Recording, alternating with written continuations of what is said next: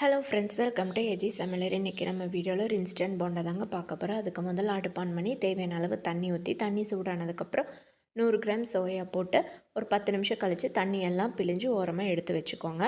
அதுக்கப்புறம் 1 table spoon மல்லித்தூள், 1/4 table spoon மஞ்சள் தூள், உப்பு தேவையான அளவு, 1/2 டேபிள் ஸ்பூன் கரம் மசாலா, மிளகாய்த்தூள் காரத்துக்கு ஏற்ற மாதிரி நான் 1 ஸ்பூன் போட்டிருக்கேங்க. அதுக்கப்புறம் 2 ஸ்பூன் லெமன்.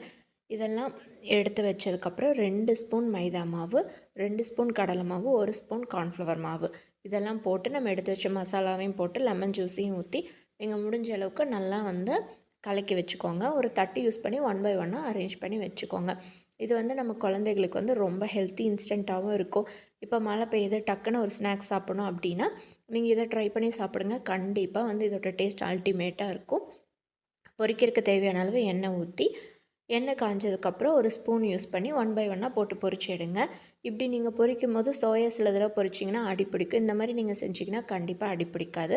டேஸ்ட் ரொம்ப சூப்பராக அல்டிமேட்டாக இருக்கும். இந்த ரெசிபி உங்களுக்கு பிடிச்சிருந்ததுன்னா ஃப்ரெண்ட்ஸ் அண்ட் ஃபேமிலிக்கு ஷேர் பண்ணுங்கள். மறக்காமல் இந்த ரெசிபியை ட்ரை பண்ணி பாருங்கள்.